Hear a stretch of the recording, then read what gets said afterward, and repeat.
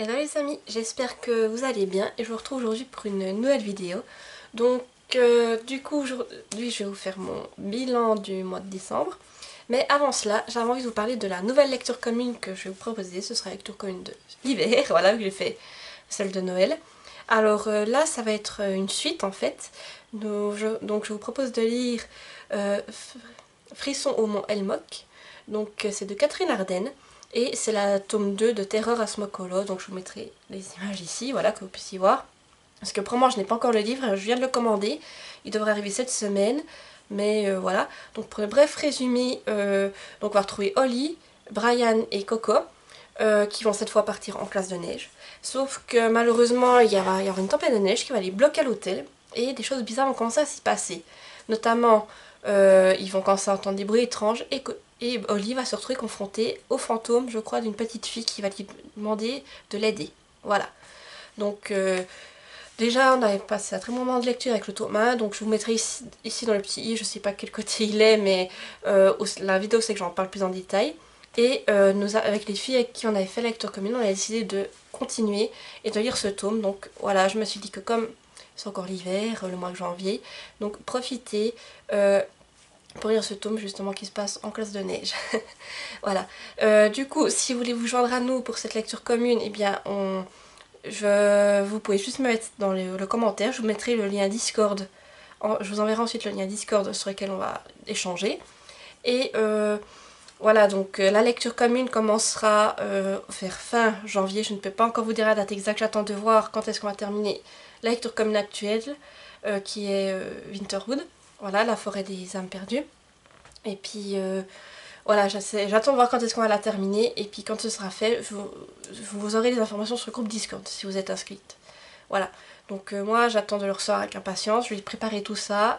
Après, comme je le dis pour toutes les autres lectures communes, c'est vraiment le but, c'est de passer du bon temps. On va pas aller très vite. C'est vraiment le but, c'est de s'adapter au rythme de lecture de chacune. Donc on commence en général par un rythme de lecture assez pas très, on va dire un chapitre par jour, voilà, on part sur un rythme comme ça. Et si par la suite on se rend compte qu'on peut faire plus, et bien là on augmente le rythme et il faut que tout le monde soit d'accord, voilà. Donc le but c'est vraiment de passer du bon temps et de se faire plaisir tout ensemble. Et maintenant commençons tout de suite ce bilan du mois de décembre. Donc ce mois j'ai lu 8 livres, je n'ai eu ni coup de cœur ni déception, ce qui est déjà pas mal. Et je vais vous présenter les livres que j'ai lus durant ce mois. Alors c'est parti. Alors pour commencer, j'ai lu Les liens de sang, le tome 4, Rédemption de Laure Arbogast. Alors ici on va suivre l'histoire de Camille et Dan qui sont partis à New York et qui vont poursuivre leurs aventures dans cette ville. Voilà. Je ne peux pas vous en dire plus malheureusement pour ne pas vous spoiler. Après c'est une lecture à laquelle j'ai mis 9 sur 10. J'ai passé un super moment de lecture. Les personnages sont toujours très attachants. Il y a un des personnages que je n'appréciais pas plus que ça dans les autres tomes, et puis que là je me suis surpris à vraiment apprécier. Et ce qui leur arrivait à ce livre par moi, ça m'a mis les larmes aux yeux, je vous jure. Et ce que j'ai beaucoup aimé dans ce tome, c'est que voilà, c'est une saga fantastique. Et là, on va découvrir de nouveaux êtres fantastiques, donc ça j'ai beaucoup aimé. Après, la plume de l'autrice, eh bien, comment vous dire, moi dès que j'ai lu le premier tome, j'ai été sous le charme en fait. C'est vraiment une plume qui est addictive. Et à peine vous commencez, vous pouvez plus lâcher ce livre, c'est impressionnant, tellement c'est bien fait. Alors là, la magie a de nouveau opéré, j'ai dévoré ce tome, c'était impressionnant.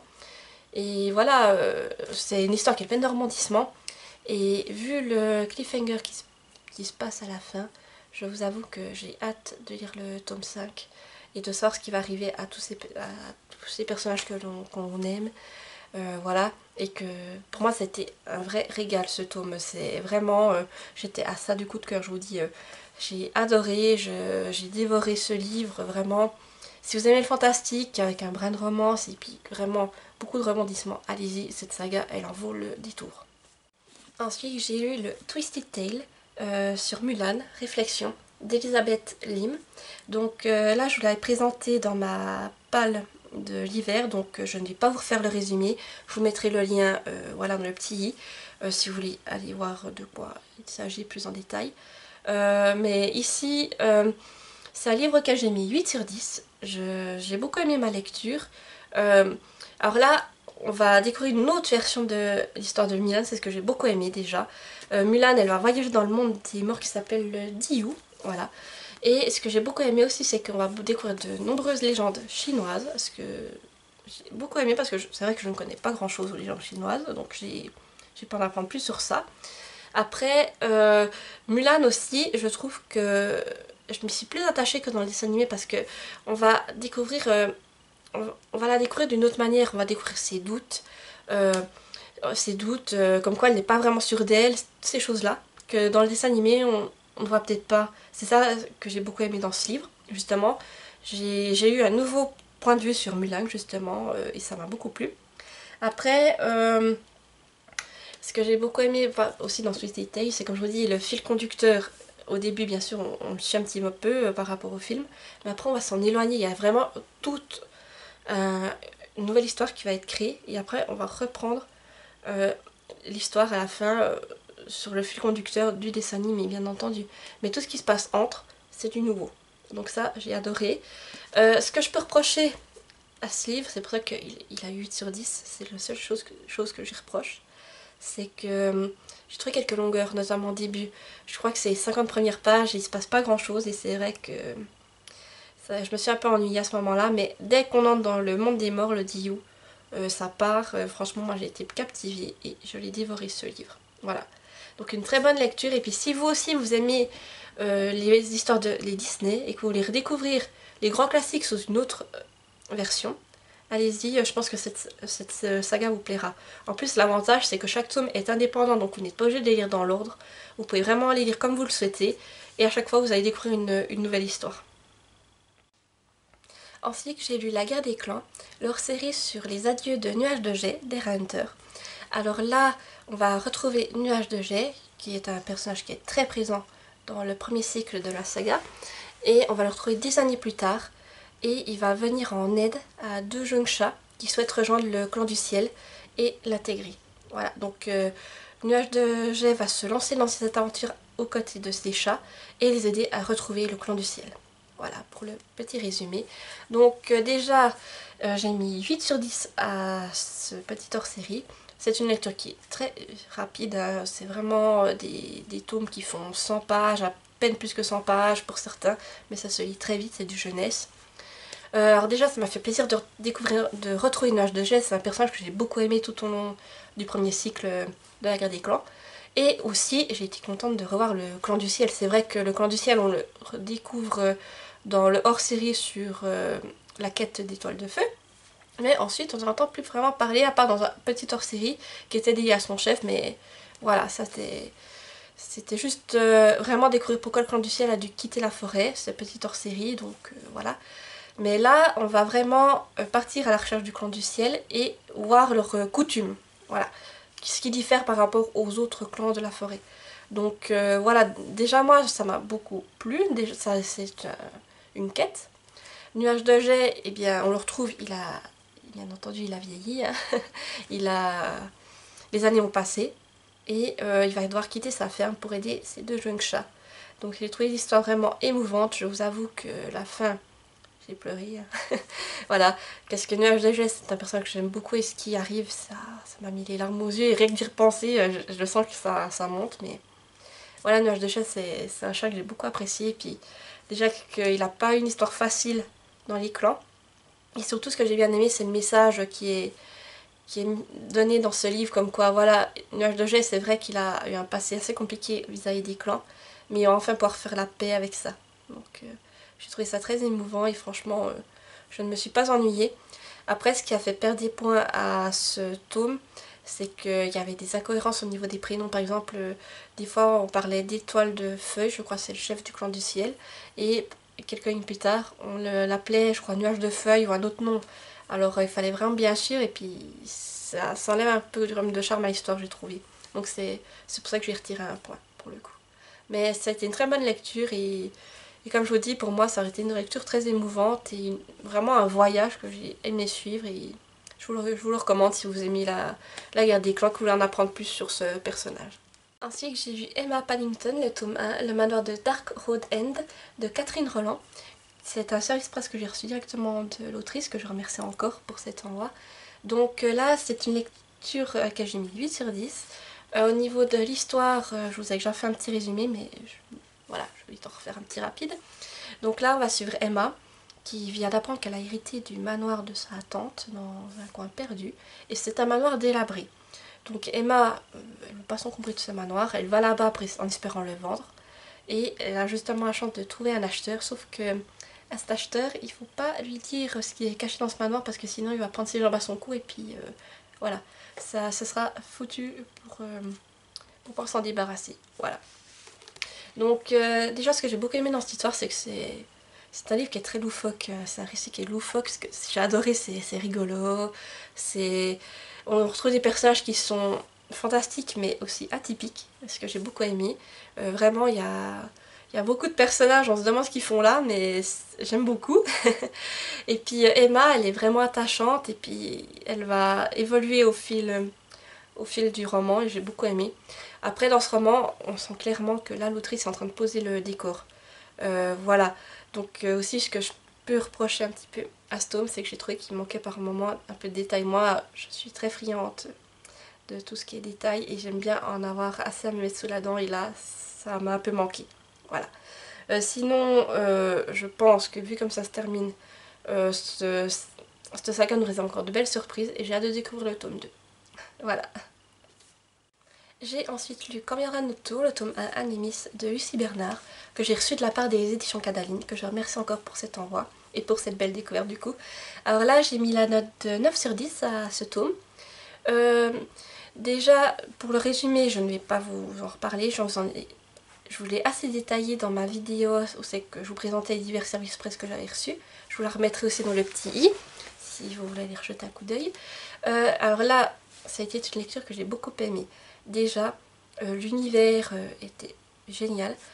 J'ai beaucoup aimé le mélange entre la dystopie et le young adulte et la manière dont la dystopie a été traitée, c'est-à-dire que c'est un thème qu'on a vu et revu, les riches contre les pauvres. Et là, la manière dont l'autrice nous a amené ça et nous a présenté ça, j'ai trouvé vraiment très bien fait et très intéressant. Bien entendu, après les personnages principaux, Brett et Alicia, sont très bien construits. Et surtout, le récit à différentes narrations, là, c'est vraiment bien amené. C'est-à-dire qu'on va suivre à la fois le point de vue de Brett du côté des pauvres et celui d'Alicia du côté des riches. Voilà, comme ça on voit vraiment les deux points de vue et on voit ce qui se passe des deux côtés. Ce que j'ai beaucoup aimé. Et aussi un autre point que j'ai beaucoup aimé dans cette histoire, c'est que les personnages secondaires sont vraiment très bien développés. C'est-à-dire que ces personnages-là, d'abord, voilà, on ne sait pas plus que ça ce qu'ils font là. Et par la suite, on va découvrir qu'en fait, ils ont un rôle clé dans l'histoire et ça m'a beaucoup plu. Bien entendu, après, c'est une histoire qui est addictive. Je l'ai commencé, je l'ai dévorée, j'ai vraiment été tout de suite prise dedans. Et en quelques jours, je l'ai fini. Vraiment, ça m'a plu. Et là, j'ai hâte de lire le tome 2 que je vais certainement présenter dans mon bilan du mois de janvier. Voilà. J'ai ensuite lu L'amour comme par enchantement de Nora Roberts, où c'est que là, on va suivre l'histoire de Gabriel, qui va porter secours à une jeune femme qui a eu un accident de voiture. Et comme ils sont en pleine tempête de neige, il ne peut pas la laisser là. Donc il va l'héberger dans son chalet et en fait, il se rend compte qu'il a secouru une jeune femme enceinte. Voilà. Donc ce tome, ce livre, pardon, je lui ai mis la note de 7 sur 10. Alors déjà, j'ai trouvé que c'était une bonne romance hivernale. Les personnages, j'ai beaucoup aimé Gabriel, je l'ai trouvé bien développé et malgré son côté bourru attachant, surtout quand on sait ce qui lui est arrivé. Alors que du côté de Laura, c'est donc la femme à qui il va porter secours, je l'ai trouvé un peu sans, comment dire, sans saveur, on va dire. Je trouvais que des fois, ses raisonnements n'étaient pas cohérents, pas tout ça. Et je ne l'ai pas trop apprécié, mais voilà.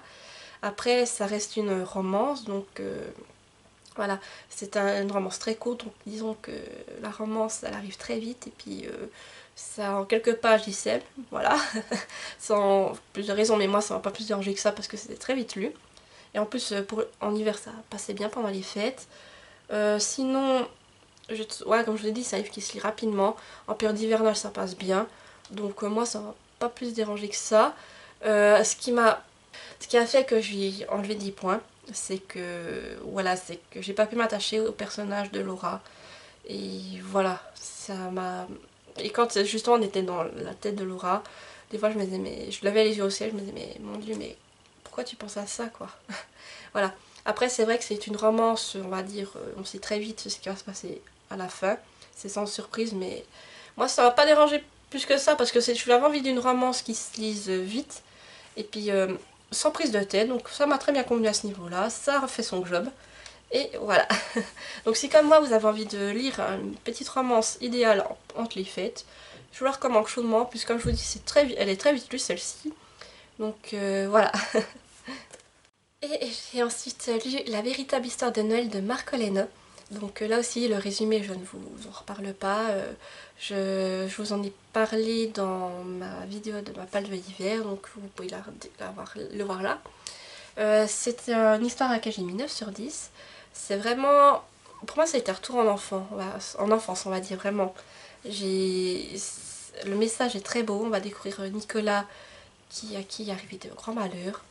Et oui, ça m'a beaucoup touchée. Il y a beaucoup de moments, c'est que j'ai eu larmes aux yeux sur l'histoire de Nicolas, parce qu'on va le suivre depuis son enfant jusqu'à l'âge adulte. Et bien entendu, on va très vite découvrir qui va devenir Nicolas par la suite. Donc ça, c'est pas un secret. Mais la manière dont c'est amené, ça m'a fait penser à un conte. Ce que j'ai beaucoup aimé aussi, c'est que l'histoire, elle compte 24 chapitres, donc ça peut se lire comme un calendrier de l'Avent. Moi, je l'ai commencé trop tard, donc j'ai pas pu le faire, mais si vous aussi, vous avez envie de vous lancer dans l'année prochaine, essayez de le lire comme un calendrier de l'Avent, je pense que ça peut être sympa. Et ce que j'ai beaucoup aimé, c'est la manière dont est amenée l'histoire. D'abord, c'est l'histoire d'un grand-père avec ses deux petits-enfants qui vont découvrir un coffre. Et dans ce coffre, ils vont trouver une montre à gousset. Et leur grand-père, ça va lui rappeler une vieille légende. Et il va commencer à leur raconter cette histoire. Donc l'histoire de Nicolas. Voilà. Et moi, franchement, ça a été une histoire que j'ai trouvée magique. Ça m'a fait revenir en enfant. J'avais des étoiles dans les yeux carrément. Par moments, j'avais envie de pleurer. C'était vraiment très touchant. Et vraiment, le message qui est transmis, en fait, c'est les valeurs de Noël. Le fait que de donner sans chercher à recevoir, ces choses-là, ça m'a beaucoup plu. Et franchement, si vous aimez l'histoire de Noël et que vous en cherchez une, je ne peux que vous recommander celle-ci parce qu'elle est vraiment très belle et très émouvante. Et ma dernière lecture du mois de décembre, ça a été la Witch, la partie 1, The 12 Portals. Désolée pour mon accent anglais, comme vous le savez, c'est pas mon dada. Volume 1. Et ça, c'est de... Alors, attendez, j'ai noté ça à côté. Elisabeth Agnon, Alexandro Barbucci et Barbara Canepa. Voilà. Donc là, j'ai mis la note de 9 sur 10 à ce tome. Alors, au niveau de l'histoire, on va découvrir Will, Irma, Tarani, Cornelia et Eileen, qui sont des collégiennes tout comme les autres, jusqu'au jour où elles vont découvrir en fait que ce sont les gardiennes qui vont devoir protéger la Terre du monstre des ténèbres qui s'appelle, comment elle s'appelle, Métamore.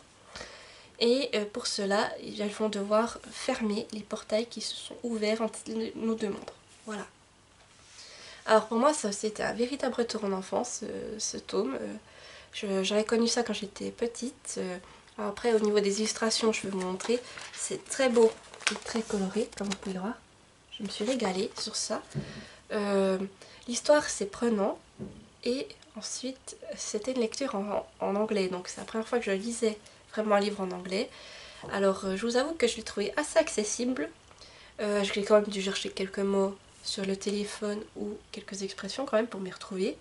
Mais je m'en suis quand même bien sortie en général, j'ai quand même bien compris. Et j'ai trouvé l'histoire quand même prenante. Et oui, pour moi ça l'a fait. Après, je l'avais connue cette saga à l'époque en Bibliothèque Rose. Alors ici dedans, en fait, ce que vous avez, chaque chapitre correspond à un tome en Bibliothèque Rose. Donc c'est-à-dire que dans ce tome-ci, vous avez les 4 premiers tomes Bibliothèque Rose de l'époque. Voilà, donc là, il y a déjà 4 tomes dans cet illustré. Alors pour ma part, moi je me suis régalée. J'ai été étonnée parce que dans mes souvenirs, les Witch c'était plus jeunesse que ça. Et puis en lisant, je me suis dit, mais en fait, ouais, c'est jeunesse, mais pas autre que je pensais. Donc ça m'a étonnée en bien. Et franchement, je me suis régalée. Pour une première en anglais, je me suis bien étonnée moi-même, vu mon piètre niveau. Je m'en suis bien sortie. Et j'ai le tome 2 qui est dans ma palle, donc j'espère que je pourrai vous le présenter en 2022. Et du coup, à cette lecture, je lui ai mis la note de 9 sur 10. Voilà. Voilà, j'arrive au bout de ce bilan. J'espère qu'il vous aura plu. N'hésitez pas à me dire en commentaire les lectures que vous avez fait en décembre, si vous avez lu certains de ces livres, et si vous avez eu, vous aussi, des coups de cœur ou des déceptions. Alors, je vous retrouve tout bientôt dans une nouvelle vidéo. Bye bye.